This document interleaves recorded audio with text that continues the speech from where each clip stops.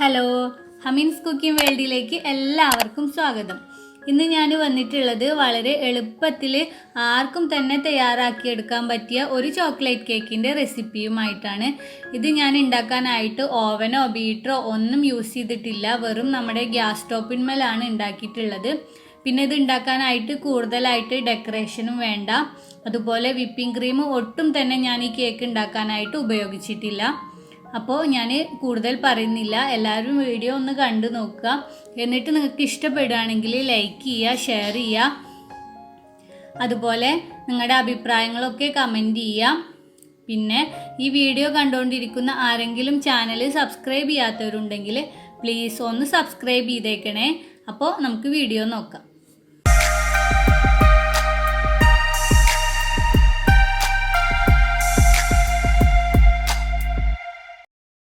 അപ്പോൾ കേക്ക് ഉണ്ടാക്കാനായിട്ട് ഞാൻ ആദ്യം തന്നെ 2 മുട്ട ഒരു ബൗളിലേക്ക് എടുത്തിട്ടുണ്ട്.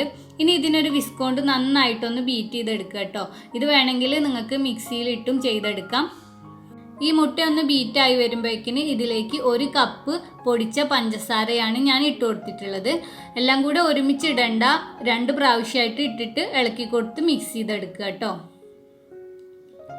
1/4 കപ്പ് പഞ്ചസാര എടുത്തിട്ട് പൊടിച്ചെടുത്താൽ 1 കപ്പ് പഞ്ചസാര പൊടി കിട്ടും. പഞ്ചസാരയും മുട്ടയും ഒന്ന് ജസ്റ്റ് ഒന്ന് മിക്സായി വരുമ്പോഴത്തേക്കിന് ഞാൻ ഇതിലേക്ക് 1 ടീസ്പൂണോളം വാനില എസൻസും കൂടെ ചേർത്ത് കൊടുക്കുകയാണ്. എന്നിട്ട് വീണ്ടും നല്ല പോലെ ഒന്ന് മിക്സ് ചെയ്തെടുക്കുക കേട്ടോ. വാനില എസൻസ് ചേർത്തതിന് ശേഷം നല്ല പോലെ ഒന്ന് ബീറ്റ് ചെയ്തെടുക്കണം. ഇത് ഹാൻഡ് ബീറ്റർ ഉണ്ടെങ്കിൽ ഹാൻഡ് ബീറ്റർ ഉപയോഗിച്ച് ബീറ്റ് ചെയ്യുക, അല്ലെങ്കിൽ നിങ്ങൾക്ക് വേണമെങ്കിൽ വിസ്ക് ഒന്നും ഇല്ലെങ്കിൽ മിക്സിയിലിട്ടും ഇതുപോലെ അങ്ങ് ബീറ്റ് ചെയ്തെടുക്കുക കേട്ടോ. നല്ല ക്രീമി ആയിട്ട് വരും, അതുവരേക്കും ഒന്ന് ബീറ്റ് ചെയ്തെടുക്കുക. ഇതൊക്കെ ഉണ്ടോ, ഇതുപോലെ കളറൊക്കെ ചേഞ്ചായി നല്ല ക്രീമി ആയിട്ട് വരും. ഇങ്ങനെ ആകുമ്പോഴത്തേക്കിന് നമുക്കിതിലേക്ക് 1/4 കപ്പ് പാലും 1/2 കപ്പ് സൺഫ്ലവർ ഓയിലും കൂടെ ഒഴിച്ചിട്ട് ഒന്നും കൂടെ ഒന്ന് മിക്സ് ചെയ്തെടുക്കുക. ഇപ്പോൾ ഇതും കൂടെ മിക്സ് ആയിട്ടുണ്ട്. ഇനി നമ്മൾ ഇതിലേക്ക് ചേർക്കേണ്ടത് ഡ്രൈ ഇൻഗ്രീഡിയൻസ് ആണ്. ഡ്രൈ ഇൻഗ്രീഡിയൻസ് ഒന്ന് അരിച്ച് ചേർക്കുകയായിരിക്കും ഏറ്റവും നല്ലത് കേട്ടോ. അപ്പോൾ ഞാൻ ഇതിനായിട്ട് ഒരു അരിപ്പയിലൂടെ 1 കപ്പ് മൈദ, 3 ടേബിൾ സ്പൂണോളം cocoa powder, 1 teaspoon baking powder, പിന്നെ 1/2 ടീസ്പൂൺ ബേക്കിംഗ് സോഡ, 1/4 ടീസ്പൂൺ ഉപ്പ്, ഇവയാണ് ചേർത്തിട്ടുള്ളത്. ഇനി ഇതെല്ലാം കൂടെ നല്ലപോലെ ഒന്ന് തരിച്ചിട്ട് താഴെയുള്ള ബാറ്ററിലേക്ക് അങ്ങ് ചേർക്കാം. എന്നിട്ട് ഇതിനെ പതുക്കെ ഇതുപോലെ ഫോൾഡ് ചെയ്ത് മിക്സ് ചെയ്തെടുക്കുക കേട്ടോ. ഹാൻഡ് ബീറ്റർ ഉപയോഗിക്കുന്നവരാണെങ്കിൽ ഈ ഡ്രൈ ഇൻഗ്രീഡിയൻസ് മിക്സ് ചെയ്യുന്ന സമയത്ത് ഒരിക്കലും ഹാൻഡ് ബീറ്റർ ഉപയോഗിക്കരുത്. അപ്പോൾ കേക്ക് നല്ലപോലെ പൊങ്ങി വരില്ല. ഇപ്പോൾ ഇതെല്ലാം ഞാൻ നന്നായിട്ട് മിക്സ് ചെയ്ത് നമ്മുടെ കേക്കിൻ്റെ ബാറ്റർ റെഡി ആയിട്ട് വന്നിട്ടുണ്ട്. ഇനി നമുക്ക് കേക്ക് ബേക്ക് ചെയ്യാനുള്ള ടിന്ന് റെഡിയാക്കി എടുക്കാം. അപ്പോൾ ഞാൻ കേക്ക് ബേക്ക് ചെയ്യാനായിട്ട് ഇതുപോലൊരു കേക്ക് ടിന്നാണ് എടുത്തിട്ടുള്ളത്. ഇതിൻ്റെ അടിയിലും സൈഡിലും ആദ്യം ഒന്ന് കുറച്ച് എണ്ണ ഗ്രീസ് ചെയ്തെടുക്കുക. എന്നിട്ടിപ്പോൾ ഞാൻ ഇതിൻ്റെ അകത്തേക്ക് ഒരു ബട്ടർ പേപ്പർ വെച്ച് കൊടുത്തിട്ടുണ്ട്. എന്നിട്ട് അതിൻ്റെ മുകളിലും കുറച്ച് എണ്ണ ഗ്രീസ് ചെയ്ത് കൊടുക്കുകയാണ്. ഈ ബട്ടർ പേപ്പർ കയ്യിലുള്ളവർ മാത്രം വെച്ച് കൊടുത്താൽ മതി കേട്ടോ. ഇത് യാതൊരു നിർബന്ധവും ഇല്ല. ഇതില്ലാതെ തന്നെ നമ്മുടെ കേക്കിൻ്റെ ബാറ്റർ നേരിട്ടങ്ങ് കേക്ക് ടിന്നിൻ്റെ അകത്തേക്ക് ഒഴിച്ചു കൊടുത്താൽ മതി, ഒരു കുഴപ്പവും വരില്ല. അപ്പം നമ്മൾ തയ്യാറാക്കി വെച്ചിരിക്കുന്ന കേക്ക് ബാറ്റർ കേക്ക് ടിന്നിൻ്റെ അകത്തേക്ക് ഒഴിച്ചു കൊടുക്കുകയാണ്. ഇങ്ങനെ ബാറ്റർ ഒഴിച്ചു കൊടുത്തതിന് ശേഷം കേക്ക് ടിന്ന് നല്ലപോലെ ഒന്ന് തട്ടി കൊടുക്കുക കേട്ടോ. ഇനി നമുക്ക് കേക്ക് ബേക്ക് ചെയ്യാനായിട്ട് തുടങ്ങാം. ഇതിനായിട്ട് ഞാൻ ഇങ്ങനെ ഒരു പാനാണ് എടുത്തിട്ടുള്ളത്. ഈ പാന് ആദ്യം നന്നായിട്ടൊന്ന് ചൂടാക്കുക. നന്നായിട്ട് ചൂടാക്കിയതിന് ശേഷം ഇതിൻ്റെ അകത്തൊരു തട്ട് ഇറക്കി വെച്ച് കൊടുത്തിട്ട് അതിൻ്റെ മുകളിൽ വേണം നമ്മുടെ കേക്ക് ടിന്ന് ഇറക്കി വെച്ച് കൊടുക്കാൻ. ഇനി ഇതിനെ അടച്ചു വെച്ചിട്ട് ഒരു 40 മിനിറ്റ് ലോ ഫ്ലെയിമിലിട്ട് ബേക്ക് ചെയ്യണം കേട്ടോ. അത്രയും സമയം തന്നെ വന്ന് ഇടയ്ക്കിടയ്ക്ക് മൂടി തുറന്ന് നോക്കരുത്. അപ്പോൾ കേക്കിൻ്റെ മുകൾ ഭാഗം നല്ലപോലെ പൊങ്ങി വരില്ല. അപ്പോൾ ഈ കേക്ക് ബേക്കായി വരുന്ന സമയം കൊണ്ട് നമുക്കിതിലേക്ക് ചോക്ലേറ്റ് ഗനാഷ് വേണം. അപ്പോൾ അതൊന്ന് ഉണ്ടാക്കുകയാണ്. ഇതിനായിട്ട് ഇപ്പോൾ ഞാൻ ഒരു സോസ് പാനിൽ താഴെ വെള്ളം തിളപ്പിക്കാനായിട്ട് വെച്ചിട്ടുണ്ട്. ഇനി ഇതിൻ്റെ മുകളിൽ ഇതുപോലൊരു ബൗൾ വെച്ച് കൊടുത്തിട്ട് ഇതിലേക്ക് നമുക്ക് ഡാർക്ക് ചോക്ലേറ്റ് ഇട്ട് കൊടുക്കാം. ഞാനിപ്പോൾ ഒരു 100 ഗ്രാം ഡാർക്ക് ചോക്ലേറ്റ് ആണ് എടുത്തിട്ടുള്ളത്. ഇനി ഇതിലേക്ക് ഞാനൊരു 1/4 കപ്പോളം പാലും കൂടെ ഒഴിച്ചു കൊടുക്കുകയാണ്. എന്നിട്ട് ഈ താഴെയുള്ള വെള്ളം തിളക്കണ ചൂടുകൊണ്ട് ഈ മുകളിലുള്ള ചോക്ലേറ്റ് നല്ല പോലെ ഒന്ന് മെൽറ്റായി വരണം. ഇപ്പോൾ ഇതാ ചോക്ലേറ്റ് നല്ലപോലെ മെൽറ്റായി വന്നിട്ടുണ്ട്. ഇനി നമുക്ക് ഫ്ലെയിം ഓഫ് ചെയ്തിട്ട് ഇതിനെ ഒന്ന് ചൂട് പോവാനായിട്ട് മാറ്റി വെക്കാം കേട്ടോ. ഇപ്പോൾ 40 മിനിറ്റ് ആയി ഞാൻ ഫ്ലെയിം ഓഫ് ചെയ്തിട്ടുണ്ട്. നമ്മുടെ കേക്ക് കണ്ടോ നല്ല പോലെ ബേക്കായിട്ട് വന്നിട്ടുണ്ട്. ഇനി ഇതിനെയും ചൂട് പോവാനായിട്ട് മാറ്റി വെക്കുക. നല്ല പോലെ ചൂട് പോയതിന് ശേഷം മാത്രമേ ഈ കേക്കിനെ ടിന്നിൻ്റെ അകത്തുനിന്ന് എടുത്തു മാറ്റാവുള്ളൂ.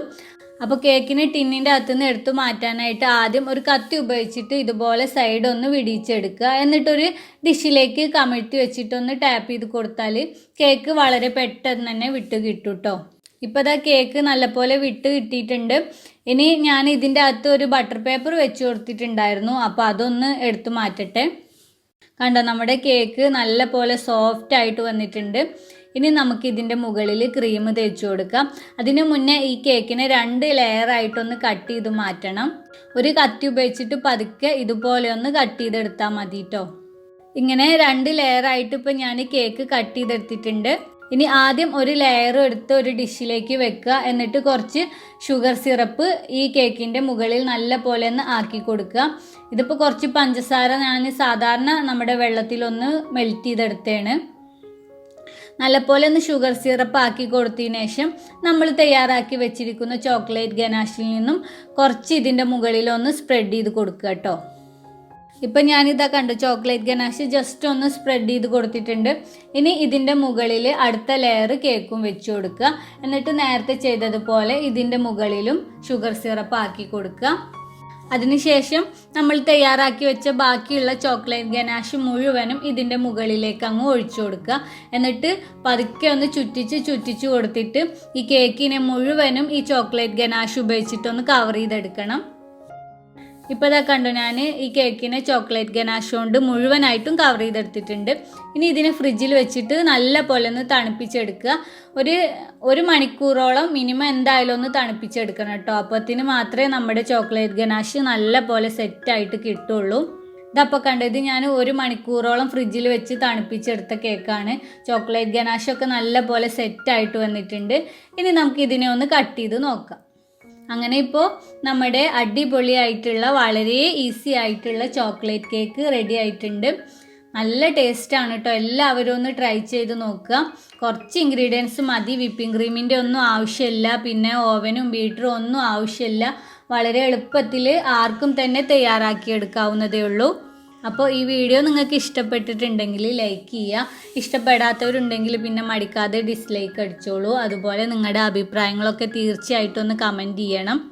പിന്നെ ഈ വീഡിയോ കണ്ടുകൊണ്ടിരിക്കുന്ന ആരെങ്കിലും ചാനൽ സബ്സ്ക്രൈബ് ചെയ്യാത്തവരുണ്ടെങ്കിൽ പ്ലീസ് ഒന്ന് സബ്സ്ക്രൈബ് ചെയ്തേക്കണേ. സബ്സ്ക്രൈബ് ചെയ്താൽ മാത്രം പോരാ, തുടർന്നൊരു ബെല്ലൈക്കൺ വരും, അതും കൂടെ പ്രസ് ചെയ്യുക. അപ്പോൾ ദേ ഇങ്ങനെ കാണാം. ഇതിൽ മുകളിൽ കാണുന്ന ഓൾ എന്ന ഓപ്ഷനും കൂടെ മറക്കാതെ പ്രസ് ചെയ്ത് വെക്കുക. എന്നാലേ ഈ ചാനലിലെ പുതിയ അപ്ഡേഷനുകളൊക്കെ ഉടനെ തന്നെ നിങ്ങൾക്ക് നോട്ടിഫിക്കേഷനായിട്ട് ലഭിക്കുള്ളൂ. അപ്പോൾ നമുക്ക് വീണ്ടും ഒരു അടിപൊളി റെസിപ്പിയുമായിട്ട് കാണാം.